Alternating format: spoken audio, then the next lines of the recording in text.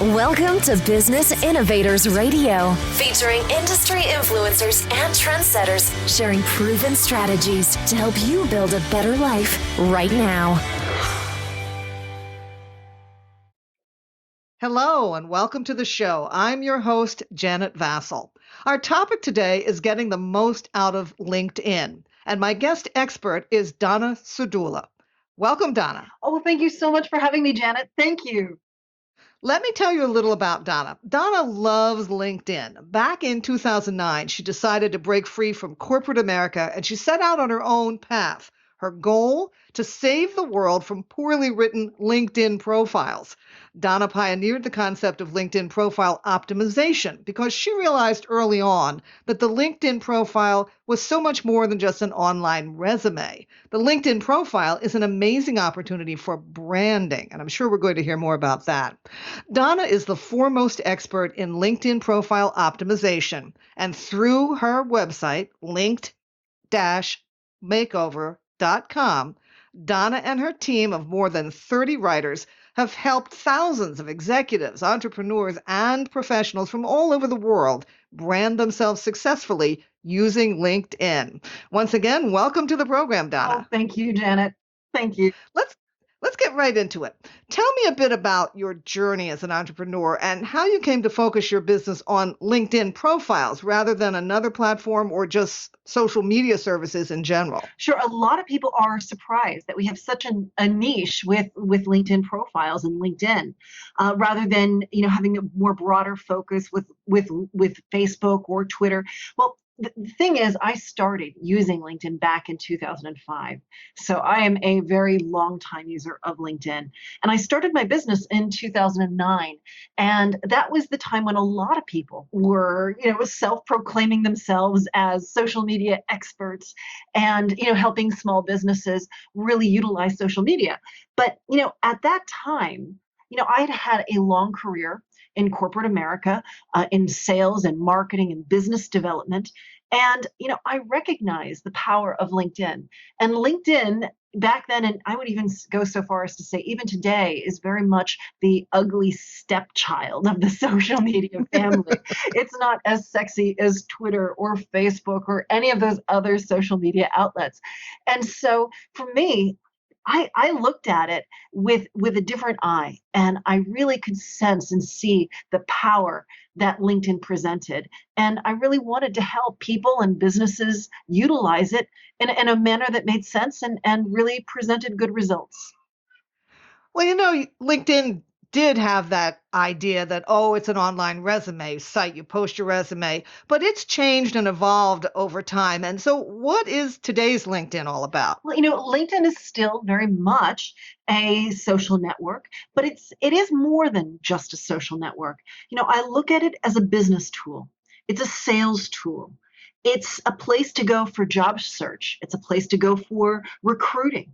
It is a place to place that profile and utilize it for reputation management. But it's also a place for thought leadership with their publishing platform and Pulse. It really does present you with a robust set of features, more so than what you would normally find on just, say, Twitter or Facebook. Who should be on LinkedIn and why? What are some of the benefits of creating a LinkedIn profile for an individual or for a company or business? Well, if you think about it, it really is a Google world. And the people who are successful are those who are easily found. And with LinkedIn, LinkedIn presents you the opportunity to create an online presence for yourself and, quite honestly, do it free of charge. And so when you think about being on LinkedIn, you're there for reputation management. You're there to control how people perceive you. And so you want to get on it and you want to forge a really strong profile, a profile that's infused with your keywords so you can get found. It's infused with a story. So when a person reads it, they feel good and confident about working with you. And, really getting on LinkedIn and finding results. You mentioned that LinkedIn is free, and that's true, but they also have a paid kind of account. What are the pros and cons of free versus paid? Who should go with the paid service, perhaps? Well, if you're a normal everyday user, the free version should be just fine. And so you log in, you connect with a few people that you've talked to over the course of the week. You go in there to read your news feed and see what people on your connections list are chatting about or are posting. You might do a couple searches just to check up on people. That would be fine for a free account. However, if you're in sales, if you're a recruiter and you're doing some heavy searches and you're viewing a lot of profiles and you want to connect with people and you want to message them, in that situation, you really should pony up and pay some money. So if you're using LinkedIn with a really strong business focus and you're making money from it, you really do need to pay for it. Because that's a professional tool and you invest in the tools that fit your business. Right. And it's an investment that comes back to you. What are some of the ways that we can use LinkedIn beyond a profile, maybe beyond a business listing? Sure. And so with LinkedIn, it is a network. And so you want to think beyond just the profile and recognize that it is a database of professionals for professionals. And so you want to go in there and connect with the people that you've met throughout your life and you meet on a day-to-day basis, and make those connections and build a very strong network. So the management of your network is huge. You also can utilize it. I mentioned this before, but you can utilize it for thought leadership. They have the publishing platform now, and you can go in there and you can blog on your profile and have your network notified that you're blogging, and they can read your posts and really understand what you're doing and what you're thinking about, and see you as that thought leader. There are groups that you can get involved in. There's the status updates that you can also use for drip feed marketing to remind people that you're there and you have something to say.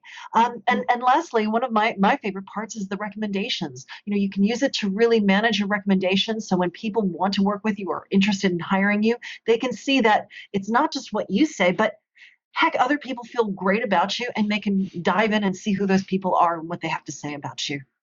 That is so valuable. I agree. It's not just you talking about you. It's about other people who've worked with you or hired you talking about you. And that word of mouth is very important. What are some of the common mistakes that people make in writing their profile? Well, I would say the number one mistake people make is copying and pasting their resume.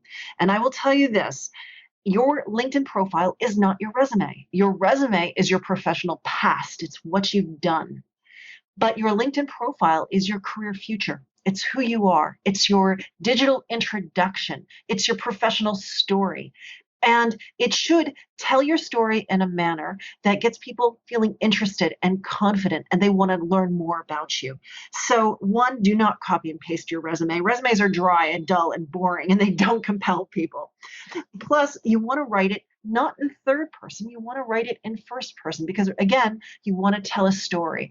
And so when you write it in third person, it seems almost like the Queen of England has taken over your account. Everyone knows it's your account, so write it in first person. Don't go for the unending list of bulleted items. That, too, is boring. You really want to go for a narrative approach and tell that story. Write it not just what you want to say, but really think in terms of your goal on LinkedIn and your target audience, and write it for what they need to know about you.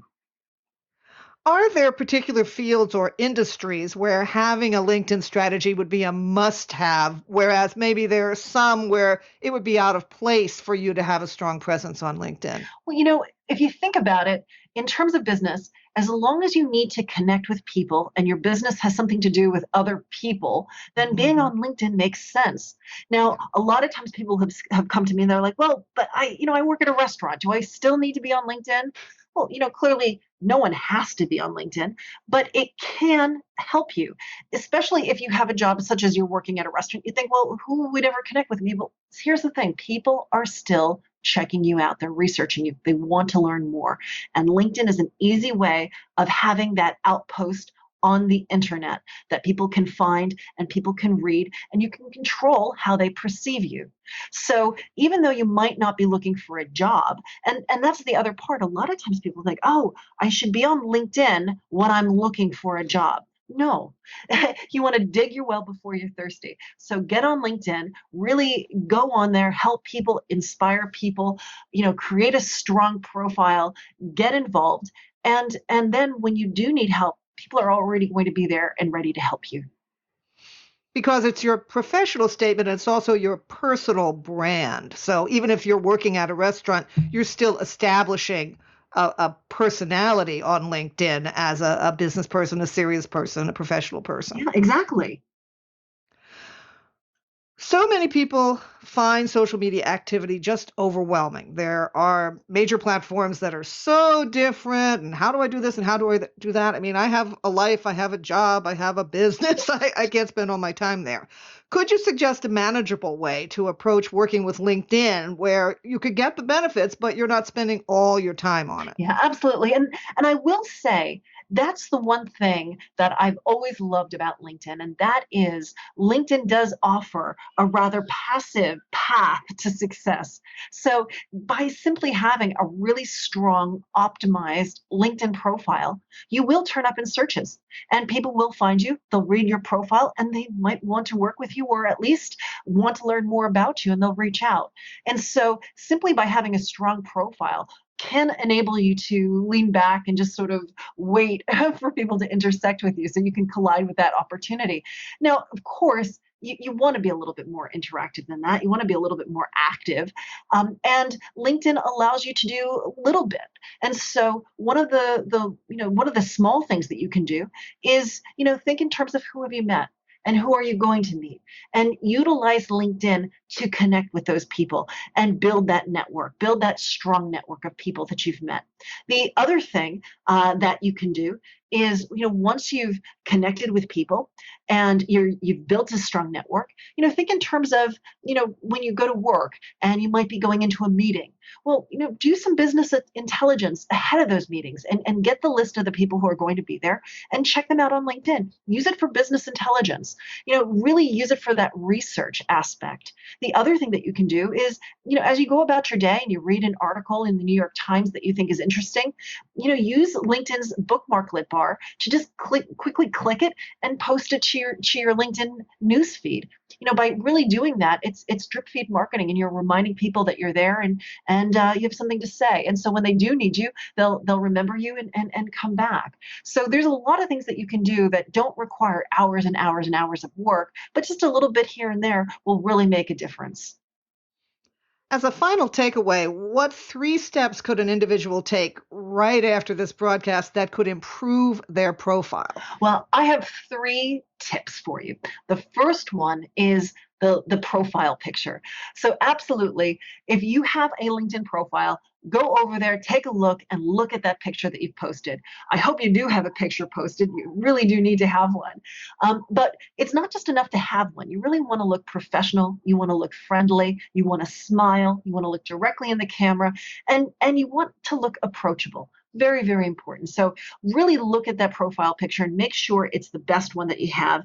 And don't use one that was taken at a wedding or just snapped candidly. Mm-hmm. Or with your dog or your child, Yeah, just you. Yeah, make sure it's you and make sure you look good. And the investment in a professional photographer is absolutely worth it. The other thing that I would do is look at your LinkedIn headline. And the headline, the default headline that LinkedIn provides is simply your job title and your company. Now, this sits to the right of your profile picture at the very, very top of your LinkedIn profile. And it really is more than just your job title and your company. You want this to be compelling. You want to make people want to read more. And so I say turn it into a tagline. Really optimize it. Utilize your keywords. Give a benefit statement. Really intrigue people and make them want to click more. Now, it's hard for me to tell you how to do this. So what I'll do is I'll just say, visit my website, LinkedIn-makeover.com.